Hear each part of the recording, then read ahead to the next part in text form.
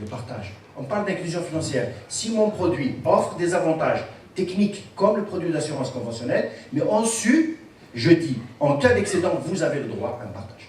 Plus encore, il y a un principe de solidarité dans les deux fonds. Tekaful, on en parlera parce que je laisserai les collègues un peu quelques sujets peut-être à débattre par rapport à ça. Donc effectivement, il y a un principe de séparation dans les fonds, mais lequel fonds des participants doit être excédentaire tout le temps. Parce que l'objectif d'une compagnie Tekaful, c'est d'assurer une marge de solvabilité supplémentaire à celle qu'on connaît dans le modèle conventionnel. Je peux, encore une fois, parler de ça lors d'un débat. Après, le dernier point qui est très très important, c'est le Ritakaful.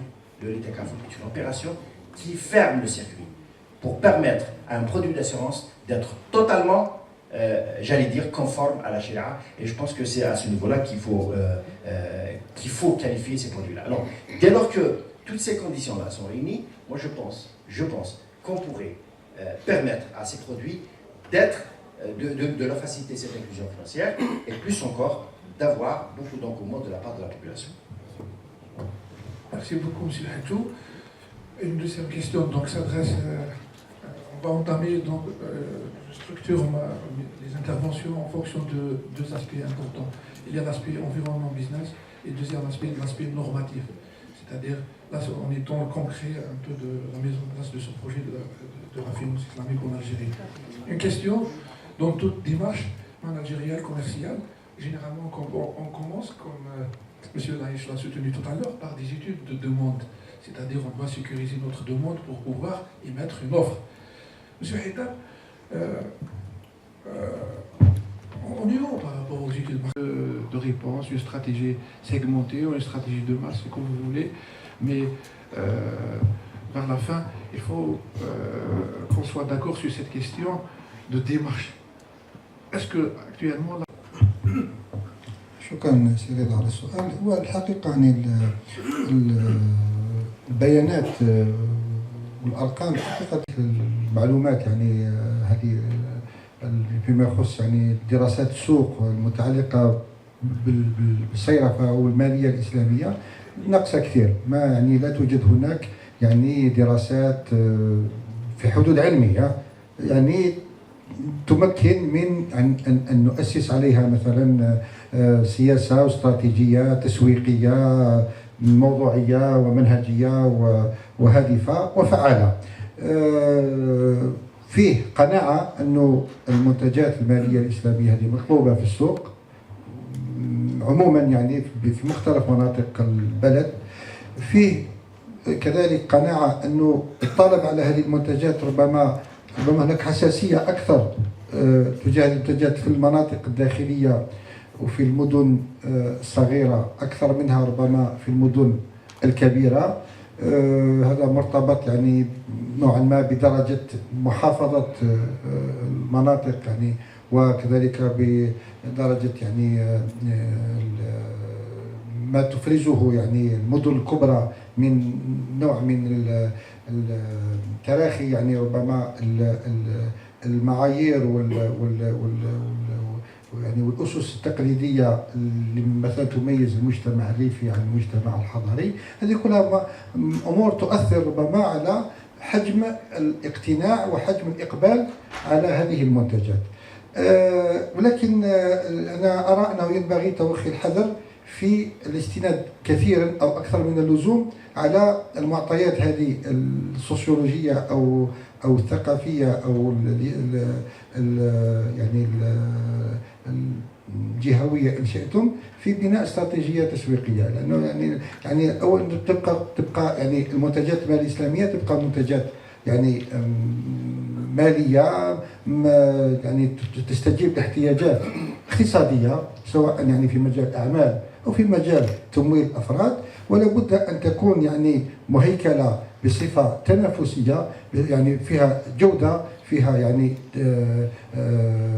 استجابة لما ينتظره المتعاملون الاقتصاديون سواء من حيث نوعية الخدمة أو من حيث الكلفة. هذه كذلك أمور يعني لابد من مراعاتها في أي استراتيجية تسويقية. لا يكفي أن تقول أني أقدم منتوج حلال حتى يعني تفرض مثلا ربما جودة خدمات متدنية أو تسعيرة مرتفعة. لابد أن تكون يعني خدماتك تنافسية بما هو معروض في السوق عموما.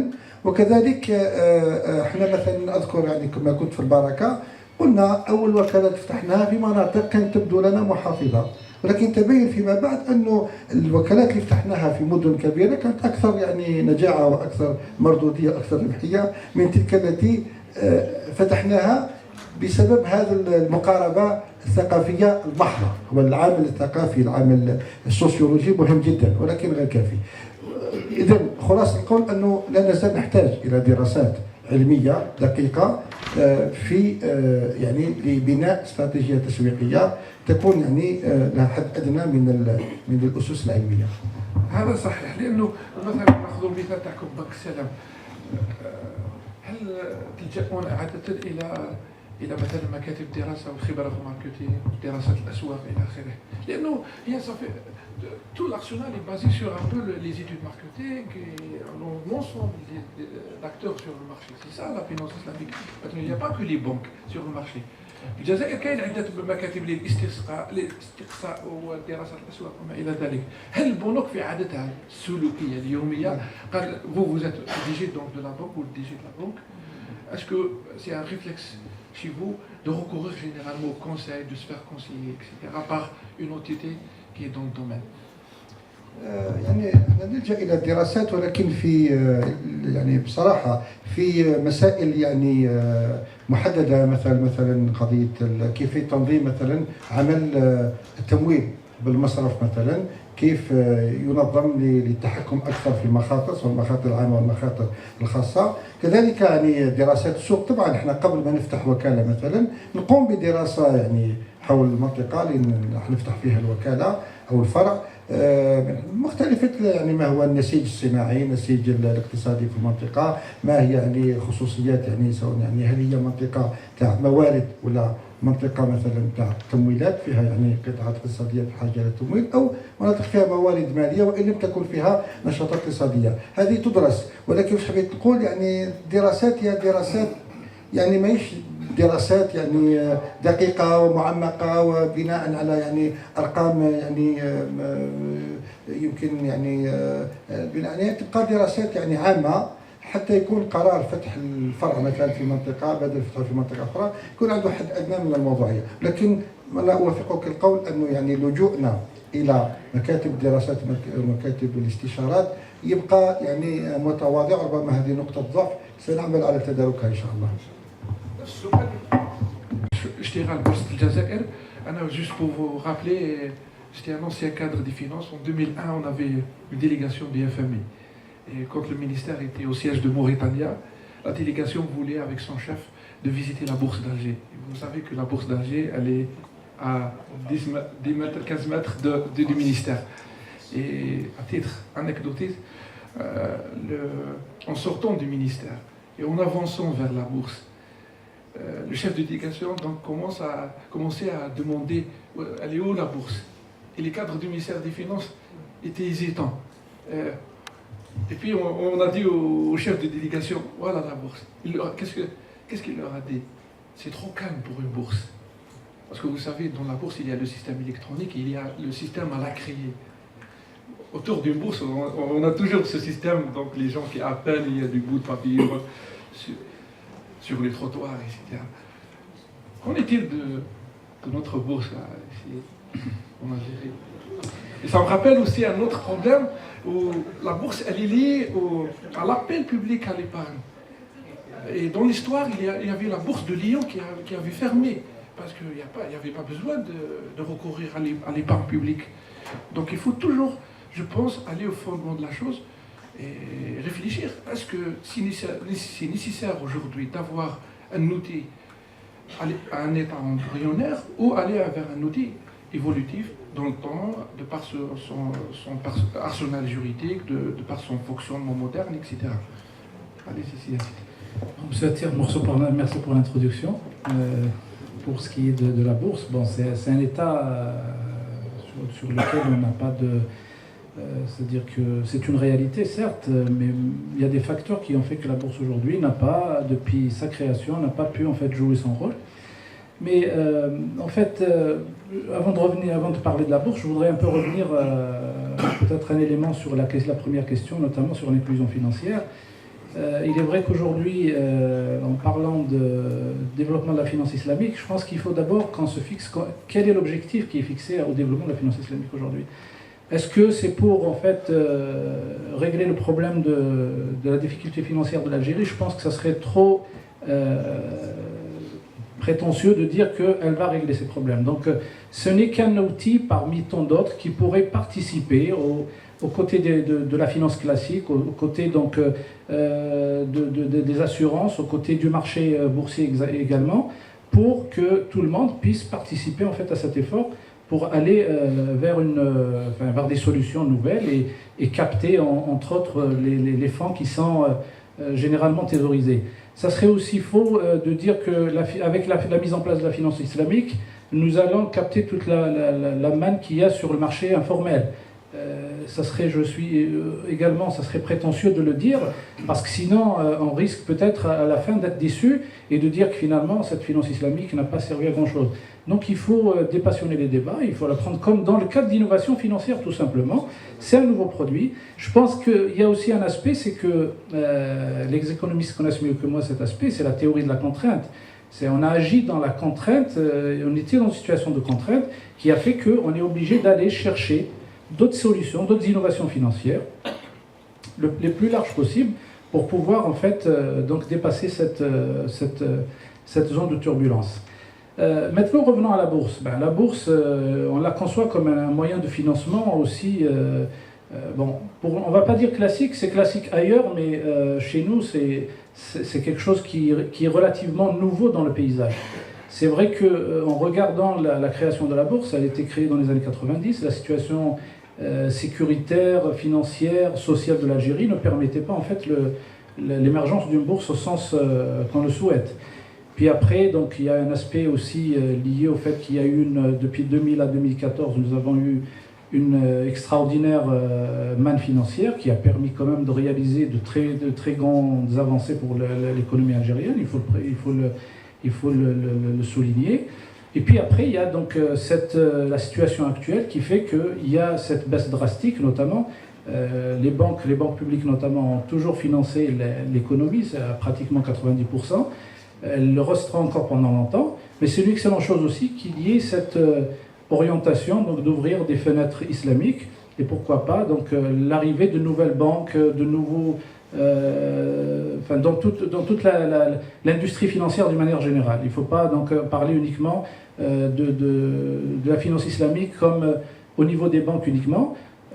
Il faut donc la voir d'une manière plus large. C'est pour ça que nous essayons aussi au niveau de la bourse, qu'on le veuille ou non aussi, il faut le dire, c'est que le produit des actions qui sont mis, donc ce qu'on appelle le marché du titre de capital, est un marché qui est charia compatible. Donc il existait depuis très longtemps, mais qui n'a pas pu jouer son rôle pour des raisons que nous connaissons. Donc c'est quelque chose qui existe déjà. Maintenant, nous avons un autre aspect qui est le marché de ce qu'on appelle le marché de l'endettement, qui est le marché obligataire. Le marché obligataire corporate, aujourd'hui, nous n'offrons que les obligations classiques. C'est-à-dire, une entreprise peut venir, comme l'a fait Dahli par exemple, lever des fonds à travers un emprunt. Et donc, moyennant un intérêt et le remboursement du capital à la fin de l'échéance. Donc nous sommes dans cette optique d'innovation financière, je dirais, d'essayer de trouver d'autres pistes qui pourraient intéresser éventuellement aussi bien les opérateurs économiques que les investisseurs au sens ceux qui pourraient placer leur argent. Donc la réflexion est lancée sur la possibilité d'introduire des soukouk, mais on sait qu'à l'heure actuelle, comme l'a bien précisé tout à l'heure le professeur, qu'il faut une modification du code de commerce sur cet aspect-là. Mais je pense que le potentiel du marché boursier est intact. Comme il n'a pas pu, en fait, nous avons 5 sociétés cotées aujourd'hui, Nous avons ouvert également en 2012 un marché PME, mais qui malheureusement à la date d'aujourd'hui n'arrive pas à capter de potentielles sociétés à ce marché. Donc nous sommes, on va dire, sur une double contrainte qui est d'abord celle de vulgariser d'abord le marché boursier en tant que tel qu'il existe, mais aussi de développer une autre innovation d'autres outils de financement. S'agissant maintenant des transactions, alors la question se pose souvent, on nous dit pourquoi les titres à la bourse ne cotent pas suffisamment ou ne prennent pas de valeur, etc. Il y a une analyse, on peut faire une analyse, je ne vais pas rentrer dans les détails, mais une analyse technique va démontrer que c'est tout à fait normal. D'abord, en regardant la profondeur du marché, 5 sociétés cotées sur une... nous avons, je crois, les derniers chiffres de quelque chose comme 3 millions de sociétés immatriculées au registre de commerce. Nous avons 5 sociétés cotées au niveau de la bourse d'Alger. Bon, nous ne sommes pas une autorité pour obliger les entreprises à venir le faire. Les entreprises ont aussi un intérêt à dire est-ce qu'ils vont vers le crédit bancaire ou est-ce qu'ils vont vers la bourse ou faire un mix entre les deux. Est-ce que nous sommes aujourd'hui concurrentiels sur cet aspect? Parce que c'est aussi une question de coût. Si lever des fonds à la bourse d'Alger aujourd'hui pour une entreprise, l'entreprise doit payer entre autres dans le processus entre 5 et 8% de frais. Si vous avez des crédits bonifiés à côté, le chef d'entreprise, je pense le choix est vite fait. D'un autre côté, nous faisons valoir d'autres aspects qui sont au-delà en fait du fait qu'on peut financer des projets, etc. Donc il y a d'autres aspects qui s'intègrent notamment dans la nouvelle vision, dans le nouvel modèle de croissance économique. On se dirige vers c'est une économie d'abord diversifiée, donc on a besoin de développer un tissu de PME tout autour des grands projets, les 13 secteurs stratégiques. Ça, donc, il faut de la finance. La finance ne viendrait pas que de la bourse aussi, ni des banques. Mais nous, actuellement, nous sommes aussi dans un problème de développement de l'écosystème boursier lui-même. Aujourd'hui, les fonds d'investissement, ils sont là, mais ils sont aussi en état embryonnaire. C'est maintenant qu'ils commencent à prendre des parts dans certaines sociétés. Et j'espère bien que le travail qui sera fait, ça serait donc de véhiculer ces sociétés vers la bourse, vers des sorties à travers la bourse. Ce sont en fait, comme j'ai dit, il y a une multitude de contraintes sur lesquelles nous essayons de travailler, mais cela ne nous empêche pas de nous projeter dans le futur. Et pour conclure, je dirais qu'en termes de cotation, nous sommes sur l'acquisition d'un nouveau système d'information et de cotation qui est au standard de ce qui se fait internationaux. Donc à partir de 2019, Inch'Allah, les cotations en bourse et les transactions en bourse pourraient se faire directement via l'Internet, donc à partir de votre mobile, etc. Donc nous sommes en phase de développement de ce nouveau produit. Merci beaucoup, Si Yazid. Donc on enchaîne toujours avec M. Benarbia et surtout sur le même terme là, les incitations économiques. M. Benarbia, de par votre expérience en qualité de responsable de compagnie d'assurance, de PDG, de leader de compagnie, pour l'Algérien, cette question d'incitation derrière sa motivation, comment peut-on la qualifier? Est-ce que l'Algérien finalement, c'est un type qu'on peut guider avec un produit ou avec une incitation intrinsèque en sa personne? Tout d'abord, je vous remercie pour l'invitation. Avant de répondre, j'aimerais bien donner un point de vue sur les premières questions, donc, notamment en ce qui concerne l'inclusion financière et le développement durable. La question de l'inclusion financière, avant qu'elle soit donc, la préoccupation des opérateurs, normalement, elle est la préoccupation des régulateurs et du pouvoir public. Et par voie de conséquence, la mise en place d'un environnement favorable est indispensable. Maintenant, quant à la finance islamique, est-ce qu'elle est prédisposée à favoriser ce volet-là? Et il y a des exemples sur la pratique qui le montrent. Si je prends tout ce qui est principe cardinal de la finance islamique, où le client est un preneur de risque, que ce soit dans le secteur bancaire ou que ce soit dans le secteur des assurances, le client est un preneur de risque et par voie de conséquence, il est engagé, ce qui facilite les choses pour tout ce qui est population à bas revenu. Parce que c'est cette population-là qui est visée par l'inclusion financière, c'est cette population-là qui est exclue du système financier. Donc ça, c'est le premier principe cardinal de la finance islamique, que ce soit en banque ou en assurance, qui fait en sorte que l'assuré est un preneur de risque, donc elle donne la libre initiative à cette population-là pour s'organiser de sorte qu'elle se prend en charge, que ce soit sous forme d'institutions mutualistes ou d'institutions sous forme banque islamique pour se prendre en charge, ou de la mise en place de la même manière, donc des sociétés mutualistes dans le secteur des assurances, ou sous la forme classique, sous forme d'opérateurs et de séparation entre les deux fonds, pour la mise en place de produits qui répondent aux attentes de cette population. Il y a des exemples de micro-TKFOL qui ont un petit peu été faits à travers tout le monde, qui ont fait leurs preuves, mais il faut se poser la question, est-ce que nous avons l'environnement favorable pour y aller? Si je prends le cas de la microfinance, s'il y a quelques institutions qui existent sur la scène nationale, il n'y a pas un environnement favorable, notamment sur le plan fiscal et sur le plan organisationnel, pour aller vers ce sens.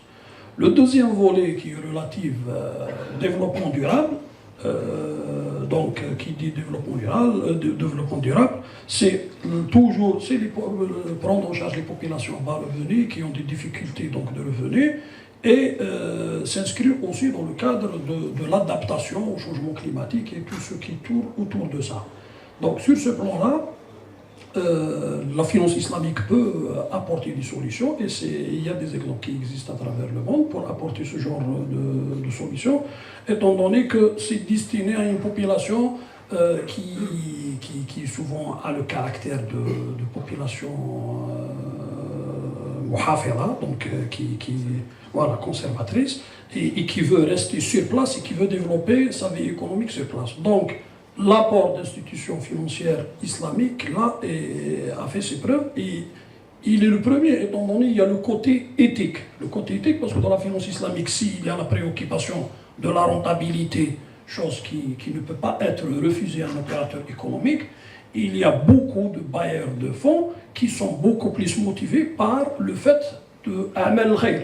Et la proposition de Sibou Djellal dans ce sens, où on doit proposer tout ce qui est finance philanthropique ou institution philanthropique, est très important pour l'expérience algérienne, étant donné qu'il y a le côté aussi social, citoyen de la finance islamique.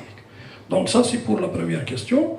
Pour la deuxième question, ce qui concerne tout ce qui est étude, analyse, estimation sur le marché pour mesurer la demande, il est vrai qu'une grande étude n'a pas été faite, mais encore une fois, ce genre d'étude se fait ou bien par les autorités de contrôle pour pouvoir lancer un grand projet, par les pouvoirs publics. Une société, un seul opérateur ne pourra pas le supporter tout seul si on veut que l'étude soit importante et les conclusions fondées. Mais à travers les quelques analyses, les quelques enquêtes qui ont été faites par des travaux d'universitaires dans le cadre de leur mémoire, donc de master ou de doctorat, nous avons eu l'occasion donc de recevoir quelques-uns. Et je peux vous donner quelques exemples. Par exemple, pour Selema, nous avons enregistré des taux de croissance qui étaient supérieurs au taux moyen durant les 5 derniers exercices, avec chaque année de 5 à 10 points. Donc nous nous sommes dit, est-ce que ces clients-là viennent chez Selema parce que nous sommes une société TKFOL, ou là c'est dû à d'autres phénomènes. Donc sur un échantillon de presque 2000 personnes sondées, donc la réponse des clients qui se sont assurés auprès de Selema, donc la proportion des personnes qui sont assurées auprès de Selema, parce que Selema est une société TKFOL, atteint les 40%. Donc c'est un taux qui est très important, sachant le contexte actuel où le citoyen lambda ne sait pas qu'il y a peut-être une société d'assurance qui fait de l'assurance TKFOL dans le contexte réglementaire actuel. Un autre chiffre sur la possibilité que les personnes qui ont été sondées sur une question, est-ce que vous acceptez donc de prendre un produit d'assurance TKFOL même s'il est plus cher? même s'il revient plus cher. Donc la réponse donc, pour les personnes qui ont dit oui, je suis disposé à prendre, donc ça a atteint 60% des personnes sondiques qui vous disent je suis disposé à payer plus cher pourvu que le produit soit Sharia compliant. Donc ça, il y a une base qui montre qu'il y a un segment auquel il faut répondre. Maintenant, il faut éviter de rentrer dans tout ce qui est polémique, entre madhab, entre fatwa, etc. Nous sommes des opérateurs économiques dans le domaine de la finance. Nous apportons des solutions à des demandes qui s'expriment au niveau du marché. Il y a une population qui veut avoir la conscience tranquille. Même si il y a une école qui a dit que même l'assurance classique, il y a une école qui a dit que c'est halal. C'est pas... Donc il y a un courant qui le dit, il est minoritaire, il existe. Maintenant, il y a des gens qui veulent être tranquilles, qui m'égale, c'est Nasser Bilet, lorsque il y a les fatwas, ça diffère. Maintenant, lorsqu'il y a un libre choix, laissons les gens choisir. Donc, sur ce plan-là, il y a une forte demande qui existe. Comme vous le savez, la nature a horreur du vide. Le problème au niveau du marché algérien, c'est qu'il n'y a pas un cadre réglementaire qui encadre et qui oriente tout ça. La preuve, il y a un projet qui a été fait au niveau du Conseil national des assurances en ce qui concerne le volet assurance tout seul. Donc il y a un groupe qui a travaillé, qui a fait ses propositions. Il y a le même travail qui a été fait au niveau de la BEF qui concerne l'activité bancaire, alors que la finance islamique est basée sur les droits. Donc il y a le takaful, la banque et la bourse. Et normalement, le contexte réglementaire et le cadre réglementaire doit être cohérent. Il ne faut pas qu'il y ait des contradictions entre ce que proposent les banques avec ce que proposent les assureurs et ce que demande le marché des capitaux. Donc, il faut qu'il y ait un système complet et cohérent. Par voie de conséquence, il y a des efforts, et comme vous le voyez, les initiatives viennent des universitaires ou des cadres du secteur. Les initiatives ne viennent pas de bailleurs de fonds, peut-être qui ont une arrière-pensée derrière ça. C'est des gens qui sont convaincus beaucoup plus par l'idée, et qui sont convaincus beaucoup plus par l'apport que peut apporter cette finance à l'économie nationale. Donc, partons de là, le point faible, c'est l'absence du pouvoir public dans cette opération. Les pouvoirs publics doivent clairement exprimer leurs besoins, leurs orientations, leurs demandes pour faciliter les choses à tout le monde. Étant donné qu'en dernier ressort, c'est les pouvoirs publics qui vont arrêter la réglementation qui tourne autour. Un débat contradictoire comme ça, il est le bienvenu, mais il faut qu'il y ait aussi une connaissance de l'orientation des pouvoirs publics dans ce sens. Donc ça, c'est pour la deuxième question. Pour votre question en ce qui concerne les incitations, donc l'incitation, donc économiquement, elle va jouer son rôle dans le cadre du critère de prise de décision. Mais en ce qui concerne l'Algérien, il y a aussi le volet, si je vais aussi faire intervenir la finance islamique, il y a aussi le côté être conforme à la charia qui pèse dans la décision. Je viens de vous dire que plus de 60% sont disposés à payer plus cher pourvu que le produit soit conforme à la charia. Donc ça c'est important, les incitations, mais les incitations doivent être orientées dans le sens où ils vont aller vers l'encouragement de l'activité économique, et l'activité économique entraîne avec elle tous les autres aspects, notamment tout ce qui est banque et assurance. Merci beaucoup, Yannick Sahar. Donc, revenons à la question l'Amal Khairi اللي قال عليه سي بوجلال, les produits philanthropiques. Ça rejoint une idée très moderne actuellement en vogue en Angleterre, suite à la pensée de Tim Jackson, qui était le président de la commission du développement durable au Parlement anglais. Et suite à la publication de son ouvrage qui est connu, Prosperity Without Growth, prospérité sans croissance. Donc il y avait un peu le développement de l'impact investing, si vous voulez l'impact investing, ça rejoint un peu la finance islamique dans sa dimension philanthropique. L'impact investing, c'est des projets qu'on réalise, mais vers la fin, si on fait un peu tous nos calculs, le résultat c'est zéro. En fait, ça rejoint la question de la croissance zéro. Donnez-nous plus de prospérité, plus de confort, plus de well-being comme ils disent, mais évitons-nous aussi questions de croissance, de marché, etc. Quelles sont vos idées à propos de l'amal khairi, de l'impact investing? Parce que ça c'est récent, d'ailleurs même avec la visite du ministre des Finances en Angleterre, l'une des méthodes qui ont été proposées à la délégation, c'était d'examiner les possibilités de mettre en œuvre l'impact investing, et qui sont des projets d'économie solidaire, on va dire. Allez-y. C'est ouvert pour tout le monde. Hadjo, c'est Nasser. Je crois que Nasser est mieux placé pour répondre par rapport à ça. Mais juste un mot par rapport à, s'il vous plaît.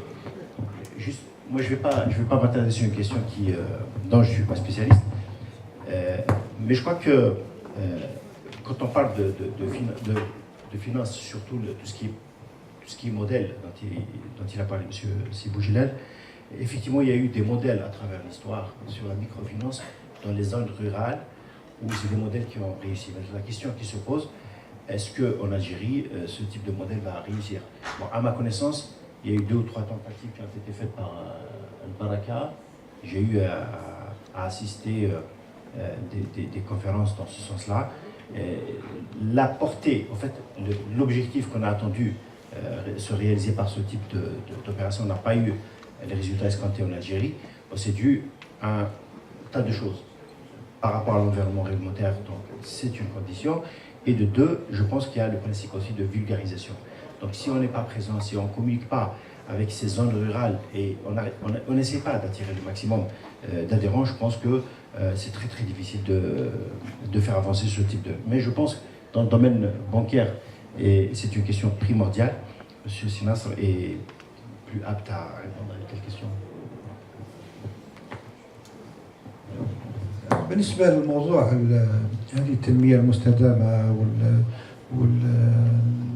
والمالية التضامنية والمسؤولية الاجتماعية للمؤسسات والتجارة العادلة، هذه كلها مفاهيم متقاربة وأصبحت الآن محل اهتمام يعني الشركات ومؤسسات اقتصادية وصناديق استثمار عالمية، يعني بغض النظر عن القناعات الدينية أو الذاتية كما تفضلتم، أصبح حتى في حد ذاته يعني مرتبط بالبزنس، يعني مرتبط بالأعمال، يعني فيه قطاعات من المستثمرين، قطاعات من المستهلكين، قطاعات من المتعاملين الاقتصاديين الذين يعني يهتمون بهذه الجوانب، أن لا تكون التنمية، ألا يكون النمو الكروسونس على حساب مبادئ يعني العدالة، مبادئ التوزيع العادل للثروة، مبادئ يعني عدم المساس بحقوق الأجيال المستقبلية، مبدأ يعني عدم المساس بالطبيعة وبالبيئة وبالموارد الطبيعية، عدم استنفاذها،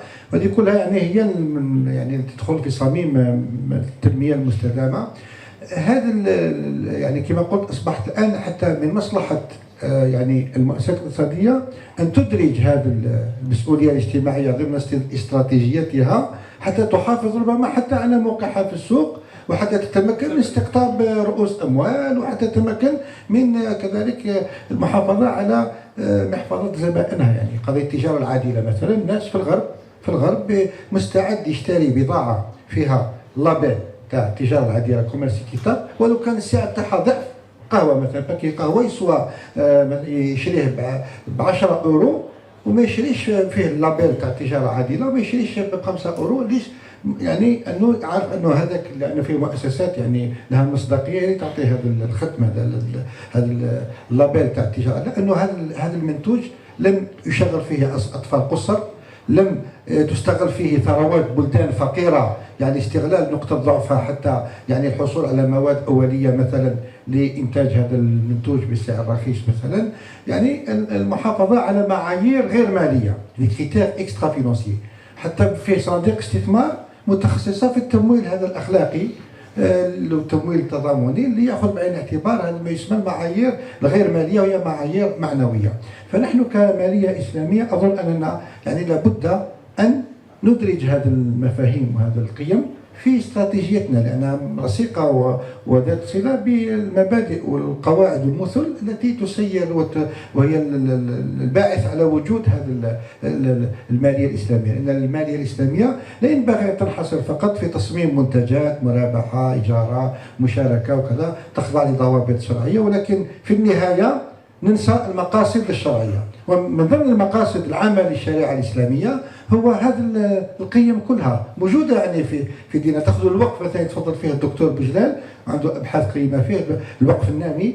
هو الوقف في حد ذاته أساسه هو المحافظة على أصول، يعني عدم تفتيتها وعدم توزيعها وعدم يعني تبديدها، للمحافظة على أجيال المستقبل، بحيث يبقى ريع الوقف مثلا لخدمة تنمية مستدامة لخدمة فئات معينة من المجتمع.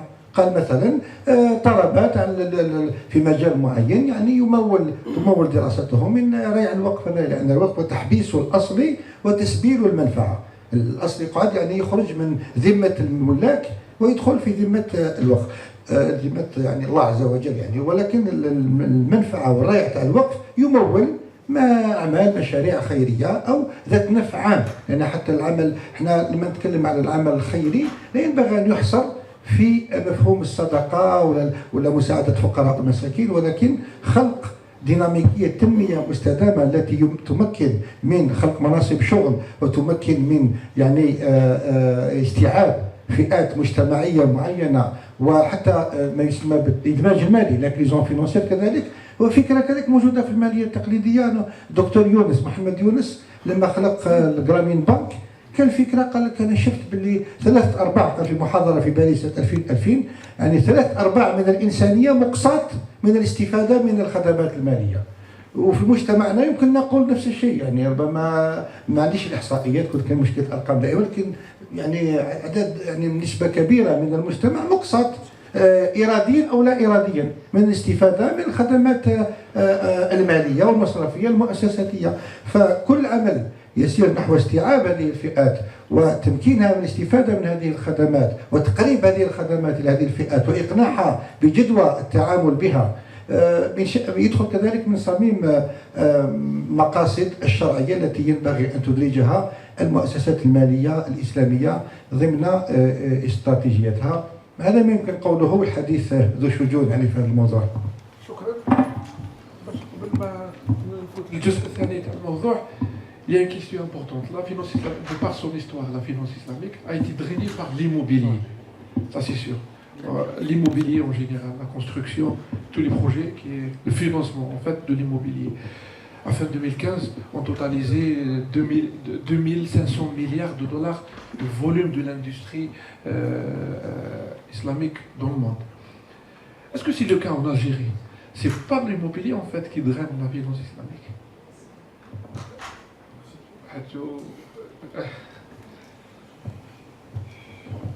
هذه من المفارقات شويه العجيبه، لانه البرومي سيكتور qui a avancé la finance islamique, c'était bien l'immobilier.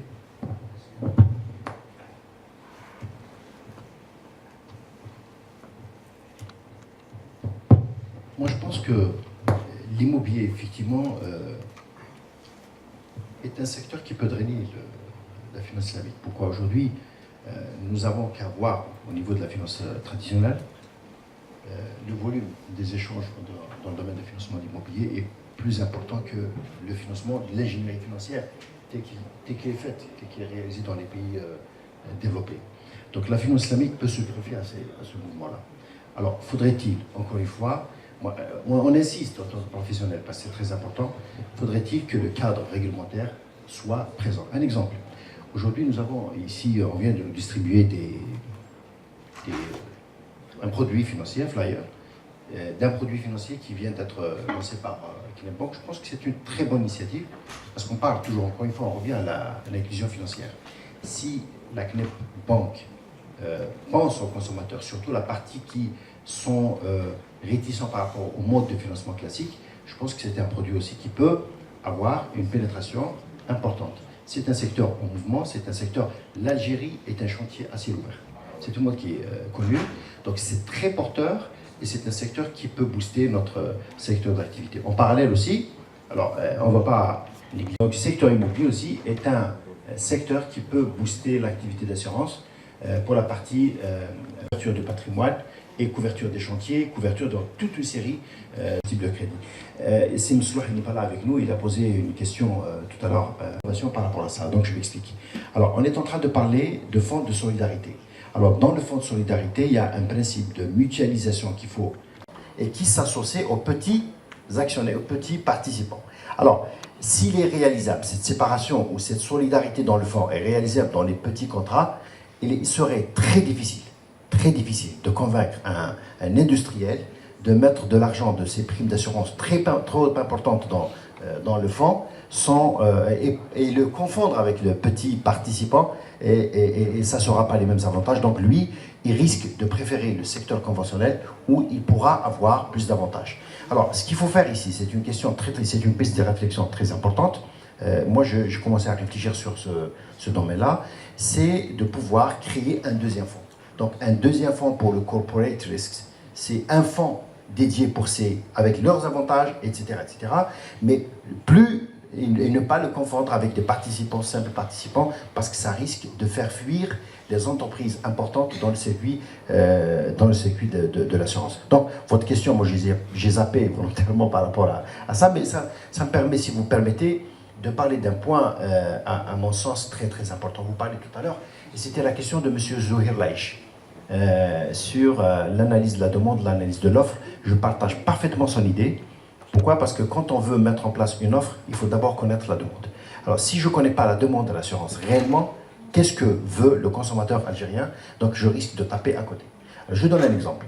Il y a une étude qui a été, monsieur Laïch, je peux me corriger par rapport à l'année, une étude qui a été réalisée par le Conseil national des assurances. Il a fait un sondage sur le secteur, sur le TECAF ou sur l'assurance islamique, plutôt sur le développement de l'assurance en général. Quels sont les facteurs bloquants? Une série de questions. Quels sont les facteurs bloquants de l'assurance en Algérie? Parmi l'une des questions, on a posé la question, est-ce que le facteur religieux, de religion, est un facteur bloquant? Vous savez c'est quoi le taux? C'est 16,9%. C'est 17% d'Algériens pensent que la religion est un facteur bloquant. Donc moi j'essaye ça fait depuis 2005 que je travaille sur la finance islamique.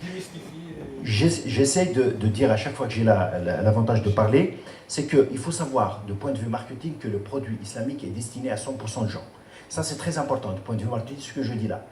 100% de gens. Si j'ai une population de 100 personnes et que je dis j'ai un produit islamique avec des caractéristiques techniques, et vient une autre compagnie conventionnelle et va me dire j'ai un produit avec les mêmes caractéristiques techniques, je suis sûr que 100% des gens vont prendre le produit islamique. Donc, aujourd'hui, on est en train de parler de développement de l'assurance, de l'inclusion financière des produits d'assurance.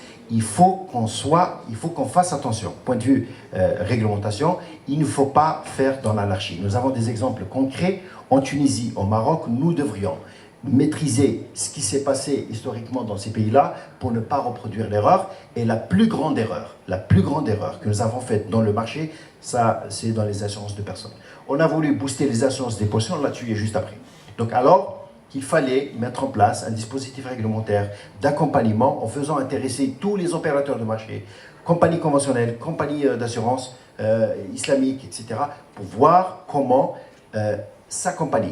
Il faut que le produit d'assurance islamique soit un produit complémentaire à l'assurance conventionnelle pour ne pas tuer le marché, parce qu'on risque, encore une fois, de stagner par des questions idéologiques, des questions, et en faisant, à la limite, en s'éloignant des caractéristiques techniques du produit. Il faut que le débat, à chaque fois qu'on ait l'occasion de parler comme ça avec des éfidards, j'aimerais bien qu'il y ait des questions techniques sur le fonds. Comment fonctionne le fonds? Comment mettre en place des réserves? Quel est le rôle? C'est quoi le Qard al-Hassan? Comment sa répercussion dans la comptabilité? Autant de questions qu'il faut poser pour permettre d'élever le niveau et de dire, est-ce que nous sommes capables de mettre en place des offres d'assurance islamique capables de relever de défis? Je suis sûr, si on respecte tout ce que je viens de dire, des conditions que j'ai citées tout à l'heure, je suis sûr qu'on peut faire de la différence, on peut permettre d'attirer le maximum d'adhérents dans l'assurance, et de permettre justement, au lieu l'assurancisation, je ne sais pas si au lieu de parler de la bancarisation du secteur, aussi de permettre de développer la culture d'assurance et d'avoir un maximum d'adhérents à notre système. Donc je pense, in fine, les deux systèmes doivent coexister, que ce soit dans la banque islamique, que ce soit dans la finance islamique, parce que c'est la seule façon de mettre de la compétitivité, pas seulement dans la rédaction, dans les modèles, etc., mais aussi sur la prestation à la clientèle. C'est très très important. Oui, enfin, moi, ce que je voulais dire, ça serait très intelligent si on voulait introduire de la finance islamique, surtout en Algérie. L'Algérien est très porté sur la pierre, n'est-ce pas? Donc si on pouvait introduire le sujet à travers des produits qui porteraient sur l'immobilier, ça serait déjà une excellente chose. Et le deuxième élément, je pense qu'il faudrait que le débat aussi sorte un peu au-delà des débats des experts. Parce qu'il y a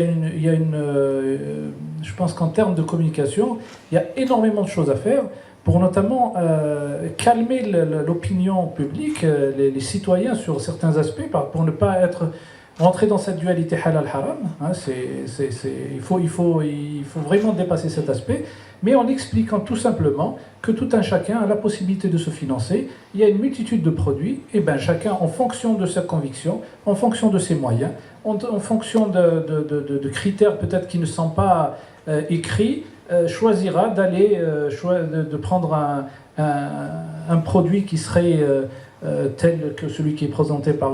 il va aller voir la CNEP ou aller voir Salam Bank ou le Baraka, et tout simplement. Donc, je pense qu'il ne faudrait pas que nous voulions importer une finance islamique, voir ce qui existe dans le monde et le mettre ici en Algérie. Ben, tant qu'on est on ne dépasse pas le cadre légal, c'est-à-dire on n'est pas hors la loi et on est dans l'aspect, le respect de la charia, tout est faisable. Et je pense qu'ici en Algérie, le champ est encore très vaste et nous pouvons donc faire beaucoup de choses. À l'exemple de ce que vous avez parlé, tout ce qui est donc finance philanthropique, etc. L'Algérien est déjà porté sur cet aspect.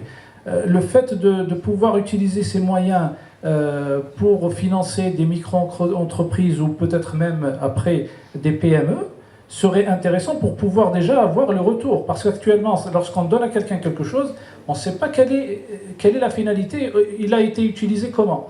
Mais le fait de l'orienter, de l'encadrer dans des produits tels que ceux-là, va permettre d'avoir un retour et de savoir. En fait, on revient à la traçabilité, on revient à la transparence, dont on avait parlé depuis tout à l'heure.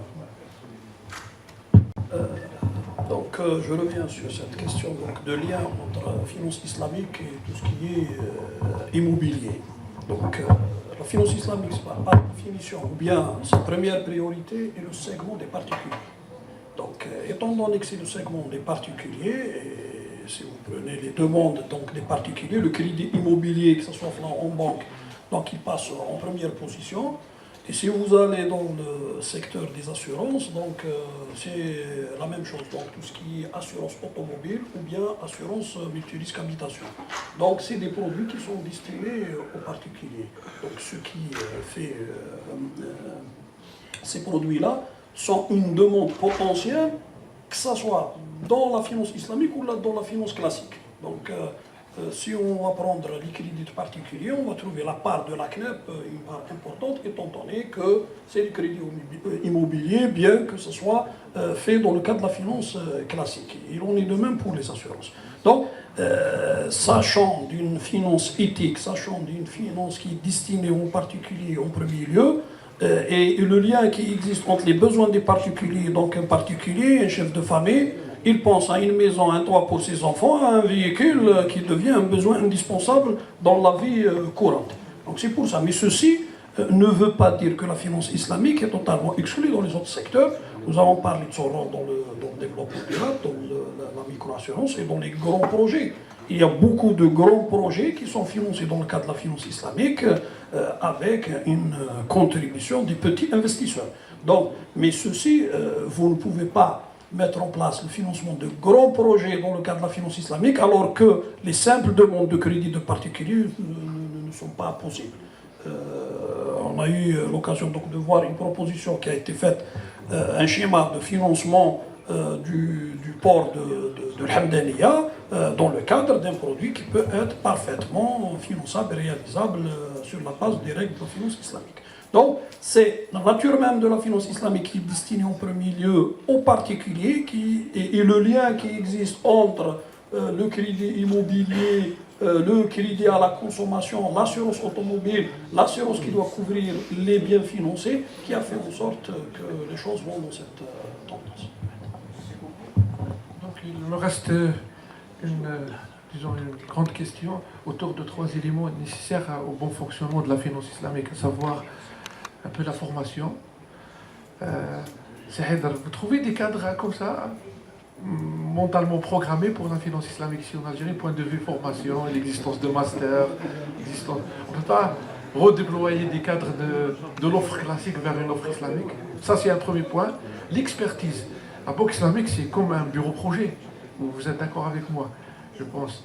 Et donc, ça nécessite énormément d'interventions d'experts pour évaluer le projet, pour suivre un peu le fonctionnement des contrats de Tibistisna, etc. Et un troisième point, est-ce qu'il y a une unité de commandement pour l'application des normes déjà existantes ou à développer, telles que l'IFSB, les normes de l'AEOP, etc. Merci beaucoup. Autour de cette question qui tourne autour de 3 éléments qui composent un peu l'environnement proche de la finance islamique. Allez-y. شكرا سيدي. فيما يخص السؤال الأول من يتعلق بالتدريب ولا التكوين، حقيقة هو إشكالية حقيقية مطروحة على أساس أنه أنا أذكر أنا بديت مع بنك البركة في البدايات في 1993 يعني سنة بعد انطلاقه. أنا كانت عندي لعب ضعيف، يعني كانت عندي خلفية شوية هكا يعني بسيطة هكا فقهية ومعلومات عن العمل البنوك الإسلامية نظرية. كان بالنسبة لي مثلا البنك الإسلامي هو بنك يعني يجمع الودائع، أسلوب المضاربة، يعني أصحاب الأموال يودعوا أموالهم على أساس أنهم أرباب المال، والبنك المضارب يستثمر الأموال يوزع الأرباح بينه وبين أصحاب الأموال، والتمويل يكون عن طريق كذلك المضاربة المزدوجة، بمعنى أنه يدخل مع مشاريع وعمليات تجارية ولا مشاريع استثمارية بصفته رب المال، والمؤسسات تفهم مضاربة في الأموال هذيك. وبعدين يعني دخلت البنك البركة وتوسعت الآفاق تاعي، ونعرف أنه فيه صيغ تمويل اللي هي المرابحة والبيع الآجل والاستثناء والسلم والإجارة إلى آخره كمنتجات تمويل. يعني بين الإدراك النظري للمعاملات وبين ممارستها العملية وإنزالها في الواقع كتطبيق مصرفي في محيط يحكمه يعني المنطق المصرفي التقليدي، يعني عالم آخر بحيث أنه يعني ما تعلمته في الواقع وفي الميدان وفي الممارسة يعني تقريبا يتجاوز كثيرا ما كنت أدركه من مطالعاتي ومن يعني ثقافتي الشرعية البسيطة. فلما أذكر أن لما بدينا نعمل في البركة كان إطارات يعني جاوا من القطاع المصرفي التقليدي، واذكر انه يعني في يوم من الايام جاء يعني مدير مركزي يعني في التمويل، مدير التمويل جاء يعني بس طريقه التمويل مثلا بيع السلم هذا كيف نمول راس المال العامل، الانسان يحتاج سيوله، الشركه تحتاج سيوله، لازم يعني نعطوا لها نقد، يا اما تدخل معها في المشاركه ما تقدرش تمولها بالقرض، يا اما مشاركه او مضاربه عاليه المخاطر، يا اما نوجد صيغه اخرى. هذيك يعني جينا صيغه بيع السلم، انه نشري عليه البضاعه اللي يشتغل فيها ونوكلوه باش يبيعها بثمن شرائها من قبل المصرف زائد الربح وفق العائد الذي كان المصرف يعني يعتمد عليه، والباقي يعتبر اجره للوكيل. فجاء المدير المركزي السلام ونشريو بضاعه ونوكلوه باش يبيعها، وبضاعه هذه وكان ما تباعش وكيفاه هذه ولازم ضمانات وكذا، ما قدرش يستوعب. يعني هذا يعني يستجيب للاشكال، يعني انه يعني لما نجيو بخلفيه تقليديه البنك وسيط مالي يسلف دراهم على المودعين ويعاود يسلفها للمتمولين، اما باش يدخل كشريك اقتصادي يدخل في عمليه تجاريه ويتحمل جزء من مخاطرها هذا امر جديد يعني. والحمد لله يعني بالممارسه وبالتواصل وبالتدريب يعني اصبح هذا المدير المركزي يعني من المختصين في التمويل الاسلامي بالممارسه، لانه ما كانش عنده خلفيه. ف يعني مهما كان تكوين اكاديمي ولا تدريب المسبق لابد من يكون دائما يعني لما انسان يتوظف ويشتغل في بنك اسلامي او حتى في شركه تامين نفس الاشكاليه، او حتى ربما غدوه عند سي يزيد يعني تكون هناك صكوك اسلاميه ولابد يكون قطاع في البورصه اللي يشتغل في مجال الصكوك، اصدار الصكوك وتصنيف او ادراج الصكوك في البورصه مثلا. لابد تكون يعني تدريب مستمد من الواقع، من الميدان، من التطبيقات العمليه، طبعا مع الاستناد الى الخلفيه الشرعيه لهذه المعاملات.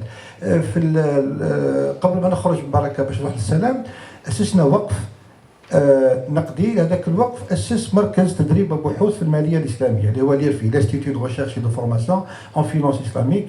الحمد لله يعني هذا المركز هذا يعني يستخدم خبراء يعني محليين ولا في خارج الجزائر ليقدموا دورات تدريبيه قصيره المدى للاطارات وللمستخدمين الموظفين في المؤسسات هذه الماليه الاسلاميه او التي لديها مشاريع اسلاميه، حتى يعني يلموا بخصوصيات هذا العمل.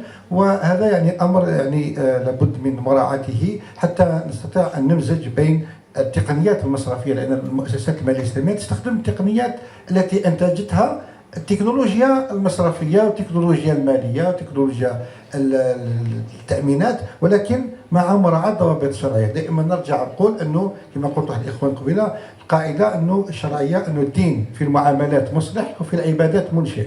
العبادات امور توقيفيه نصيه، في المعاملات الاسلام هو مش هو اللي ليست الشريعه التي استحدثت المرابحه ولا السلم ولا الاستصلاح ولا المشاركه ولا مثلا ما يسمى بالتامين التعاوني. هذه كلها منتجات موجوده في كل المجتمعات وفي كل الثقافات وفي كل الاديان، افرزتها الاحتياجات البشريه، افرزها الواقع.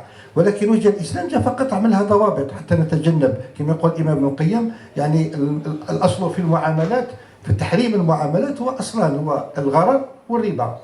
وهذا يخليني يعني نرجع لمساله التامين، انه في الربا في اشكاليه الربا يعني اصبح ثقافه مجتمعيه، النفور من الربا. اما مساله الغرر هذه قليل، انا متاكد بلي 99% من المواطنين لا يدركون ما هي مش اشكاليه الغرر هذه، عقود الغرر، لانها مساله فقهيه دقيقه وفنيه نوعا ما. فتجد يعني ربما الاشكال في التامين هو التامين على الحياه. بالنسبه لعامه المواطنين التامين على الحياه حرام، وما يدخلش تفصيل يعني سواء قد التامين هذا تقدمه شركه تقليديه ولا شركه اسلاميه، بالنسبه لي حرام. باش تقولوا كاين تامين على الحياه جائز اللي هو تامين تكافلي على تبعات الوفاه، هذا التعبير الاصح، لازم ما يتقبلهاش يعني بصعوبه باش تفهموا فيها. ف يعني لهذا السبب تجد ربما قضيه الربا هو طلب يعني مجتمعي، اما قضيه تامين تكافلي فهو حاجه للمؤسسات الاسلاميه نفسها، بحاجه الى ان ترافق منتجاتها بتامين تكافلي حتى هي تكون منسجمه مع قانون. يعني ما تقدرش تفرض على زبون انه راح يامن على السياره ولا يامن على البيت ولا يامن على مخاطر الوفاه بصيغه تقليديه، لان هذا يتنافى مع منتجاتها، ولكن بالنسبه للزبون ما عندوش هذا الاسلوب. السؤال الثاني هو الاكسبرتيز، الركور على الاكسبرتيز. جاوبت عليها قبل. خلاص درنا تكوين الاكسبرتيز لابليكاسيون دي نورم من بعد. لابليكاسيون ديفلوبمون دو نورم. المعايير قلنا المعايير الشرعيه هذه مطبقه في البنوك. لكن شكون يضمن تطبيق؟ المشكله تاع الجزائريين انهم لازم نروحوا لونيتي دو كوموندمون ولا ان اورغانيزم دو بيلوتاج ولا خليوها الحاله هكذا تاعها فيها مشكله، لانه كان نخليها عند لي بنك كل واحد يطبق وكل واحد الى انت بخات كومين اكسيتيرا. ربما احسن حاجه كما قلت شارع بورد ناسيونال ولا على ليميت يونيتي او نيفو دو مينيستير دي فينانس ولا دو سوبرفيزيون اون فادير قال لي كي بو غارونتير لابليكاسيون دو نورم ولا لور ديفلوبمون باغ لا سويت. ربما احسن حاجه ثاني في التكوين كوم ريكومونداسيون نقدروا اترافير لو اتش سي اي لو كونساي اسلاميك قال انترودوير une suggestion, une recommandation autour de l'implication de l'enseignement supérieur. C'est malheureux de voir actuellement que les programmes, il n'y a pas un programme dédié à la finance islamique dans les universités algériennes. Et même dans la... pas généralisé, hein. Il y en a, oui, qui ont organisé des PGS. ستيف كاين ماستر تمويل اسلامي ماستر تامين اسلامي جامعه ستيف. نعم. مي لازم تنتشر على اوسع نطاق باش البنوك تستفاد منها. نعم. اذا بقات مربوطه بلا دوموند سيكوريزي لا دوموند اي بي établir l'offre et puis aller aux différentes composantes. Voilà. Tout à fait. هو توضيح فقط قبل ما ربما حكيم يجاوب قضيه الهيئات الشرعيه، حبيت ناكد فقط انها هيئات مستقله، يعني انها تعين من قبل جمعيه المساهمين وتتبع لجمعيه المساهمين ولا تخضع لمجلس اداره المؤسسات او الاداره العامه للمؤسسات، يعني هي جهات مستقله وبالتالي يعني تشرف على عمل هذه المؤسسات بحيث يعني تصادق على العقود والعمليات والمنتجات مسبقا، ثم تراقب تدقق عن طريق جهاز تدقيق الداخلي في المؤسسه، اورغانيز دوديت، بس احنا مؤسسات الماليه الاسلاميه مثل البنوك الاسلاميه، كاين لوديت العادي وكاين رديفه هو لوديت التدقيق الشرعي ليراقب العمليات ويرفع تقارير مباشرة للهيئة الشرعية التي قد تلزم البنوك مثلا الإسلامية التي تخالف في بعض معاملاتها الضوابط الشرعية أن تجنب العوائد من هذه المعاملات في صندوق الخيرات بحيث يكون عليها مع تفويض فرصة ربح أو حتى خسارة، فهي جهات مستقلة. ولكن أنا أوافق تماما أن هناك حاجة إلى هيئة مركزية على مستوى معين مثل السامي الأعلى مثلا يعني تقوم بالإشراف على عمل هذه الهيئات وتكون نوع من توحيد الفتوى وتوحيد المقاربة. الممارسات حتى الممارسات. نعم. pour tomber بعد pour aboutir à de bonnes pratiques كما نقولوا حنا best practices dans le domaine. Comment cultiver tout ça? C'est à travers cette petite école qui va naître. هذا هو الصح. Donc خلي لكم بالك دير pour aller aux recommandations rapidement إذا قدرتوا كل واحد يقدر يعطينا une recommandation phare 4 peut-être avant d'aller يعطينا كل واحد des conclusions partielles ونروح.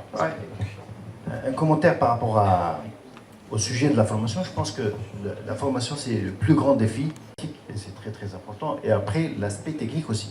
Parce qu'on n'a pas eu l'occasion de parler, c'est que dans les produits Takaful, vous allez constater aussi pour les gens qui veulent faire un peu des recherches par rapport à ça, il y a des modèles actuariels pour l'assurance Takaful. Ce n'est pas aussi entre parenthèses, excusez-moi, de la parlotte.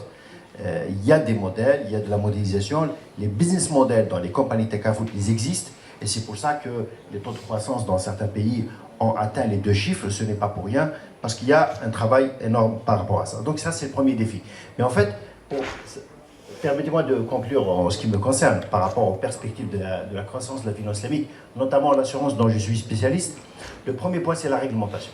Dieu merci, finalement, qu'on aura une réglementation, j'espère qu'elle va être promulguée rapidement, puisque, oui, sur les assurances, puisque nous avons personnellement, depuis 2005, je travaille sur ce sujet. Depuis 2005, quand on essaie de parler avec les pouvoirs publics pour mettre en place les produits, plutôt la réglementation, je cite juste à titre de passage une petite anecdote. En 2006, donc j'ai rejoint Salam Assurance pour la partie vie. Alors, donc, il fallait mettre en place les premiers produits Takaful, Family Takaful, donc les produits destinés pour les familles.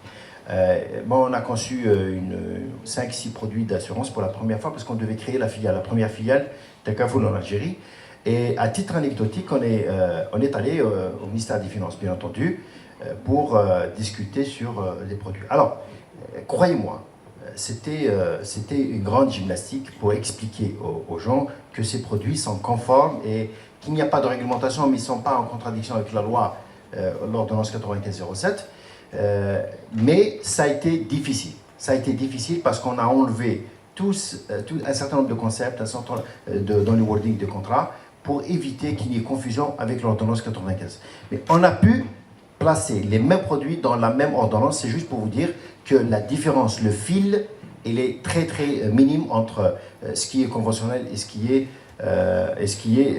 j'allais dire, licite et ce qui est conforme à la charia. Donc le premier point, c'est la réglementation. Deuxième point, et qui c'est très très important, c'est le rôle du Sharia Board. Alors après, une instance nationale, des instances au niveau des instances référentielles, etc. Donc c'est à débattre. Mais le plus important pour moi, je reviens à l'histoire de formation, il faut que nos scolaires, ici en Algérie, parce qu'on ne va pas importer non plus de Malaisie des spécialistes de Sharia dans nos boards. Donc il faut que les gens soient spécialistes dans tout ce qui est affaires financières, économiques. Il faut qu'on cesse, qu'on se retrouve dans des Sharia boards avec juste des théologiens. Ça, c'est trop grave et trop dangereux pour le développement de la finance islamique. Troisième point, c'est le marché financier. Vous savez que c'est l'histoire de l'œuf et la poule. Vous savez que les assureurs vie, les assurances dommages de par le monde, c'est l'agent par excellence, le premier agent économique qui draine l'épargne à long terme. C'est très très important dans les pays, dans nos pays malheureusement on n'a pas ça, mais par contre c'est l'histoire de l'œuf et la poule. Alors maintenant, est-ce que faudrait-il développer le marché financier pour que l'assurance se développe ou l'assurance pour que... Donc je crois qu'il faut trouver justement un mécanisme intelligent de la part des pouvoirs publics pour mettre en place cette plateforme permettant au développement des compagnies d'assurance et accompagner les marchés financiers. De l'autre côté, le marché financier il ne doit pas attendre aussi que l'assurance se développe, doit développer des outils pour permettre aux compagnies d'assurance de fructifier cet argent-là. Je termine par 2 points rapidement. Le ritakaful est une question très très importante. Le ritakaful, il y a 5 ans ou 6 ans de ça, il n'y avait pas sur le marché international des capacités de réassurance. On avait des entreprises qui se rapprochaient des compagnies takaful